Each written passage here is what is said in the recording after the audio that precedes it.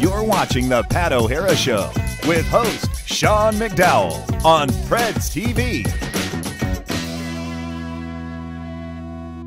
Coach Pat O'Hara joins us, and naturally it is the nature and, for that matter, the profession of coaches to find ways for their teams to improve on a week-to-week basis. But, Coach, after a huge win, we droned on and on about it in our open, but after that great win on Saturday night over Jacksonville, you're going to be hard-pressed to find areas where your team didn't look as good as they could.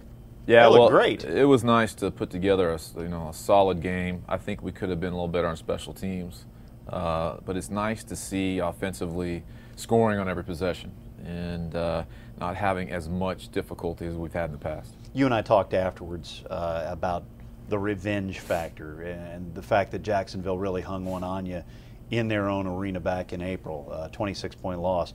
Is that all just for the cheerleaders and the fans, or did you guys mention to each other, let's not lose to these guys again? You know, that never really even came up. We feel like we're a different team than we were in week 2. This is a different football team, and not by personnel necessarily, but by the way we're starting to play together and building chemistry and kind of getting on the same page as an organization. So I think we're where we need to be as far as building to a strong finish. And if we can continue to stay consistent here like we did the other night, then we have a chance to do some good things. It definitely showed off. What you're talking about, that consistency, it showed off in the first quarter. You led them by 20 points after one quarter, and you got off to an awesome start.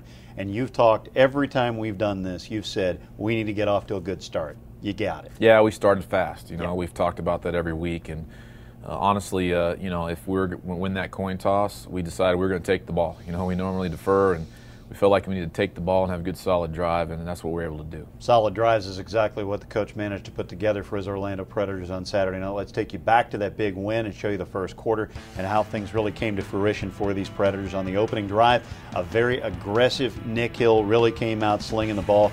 Robert Quiroga taking advantage of some playing time this week with a touchdown catch. 7-0 Predators. Mayhem from Jacksonville on the return. That's Jason Willis on the return for Jacksonville, and Ray Kaiser, the ball hawk, popping Willis, the ball carrier, tackled in the end zone. That is a safety for the Predators. It is 9-0. Hill looking determined to win, looks for a receiver. He chooses to go on the run instead. It is 16-0 before Jacksonville even gets a chance at the ball. Once was good, twice is nice. Hill and Quiroga hooking up again, this time from the 9. 22 nada at that point. The Sharks had a safety on a blocked field goal that was returned, but it is 22-2 after 1. We talk about the aggressive nature of your team, and Nick Hill really looking aggressive in this game. Coach, you talked so much about his confidence, and it really showed off on Saturday. Yeah, the confidence wasn't the issue. He's a confident guy. It was, maintaining that consistency, and he really played determined the other night. He really did. Some of those runs, and he really made some great throws, and so he needs to continue on build on that, and he's got to be week in and week out for us to go to where we need to get. So if he can continue to do that, we'll be in good shape. We've all heard that his teammates had gotten on him a little bit, asking them to lead the charge and be that leader that they need. Did he take that to heart? He did. I mean, it was no secret what was going on around here. People were disappointed, upset from the Spokane loss, and no one was more disappointed than Nick. And to see him battle back and be able to be mentally tough. Yeah. He's physically tough as anybody we have, but to be able to mentally overcome the scrutiny that he faced will really help him and help our team in this stretch. I've teased you from time to time about your receivers, the fact that you just have, it seems like 100 guys who can catch a touchdown. You lost Derek Lewis in practice last Tuesday, and by the way, we record this every Monday, so that would explain why we didn't happen to mention it in our last edition of the show. But you lost Lewis with the knee. You were already down Bobby Scipio with the rib cage injury. You put Quiroga in, and he really, really stood tall, didn't he? Robert's been here from day one through camp, and he's been on the roster, on the starting lineup, and off it. And all he's done is work hard, and he's one of the hardest working guys we have on our team. And his number got called, and he was ready.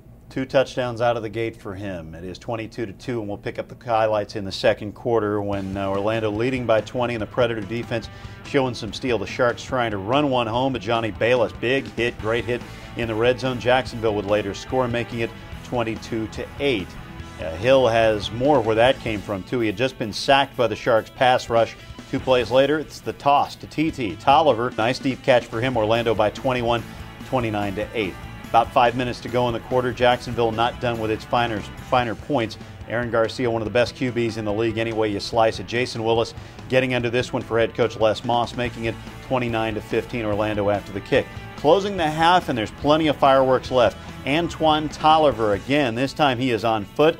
Tolliver would score twice in the closing seconds of the half. Jacksonville would add a touchdown, so it's 43-22 in those closing seconds. Under 1 second to go, and a guy who has been an unsung hero for this team, Carlos Martinez, Mr. Dependable. 10 of 17 on the season for field goal tries. This one from 28 yards out. It is 46-22 Orlando dominating the first half. Coach, you have the huge lead at the break, leading by 24 points. I know you told them, don't rest, don't get comfortable. There's plenty of work left to do. Yeah, we said keep your foot on that gas pedal. This is a team with Aaron Garcia. I've seen him do it before, and he can bring his team right back into it. And we've talked about playing a full 4-quarter game. We can be really good for 2. You've got to play a 4-quarter game, and we came out in the second half and we're able to do that.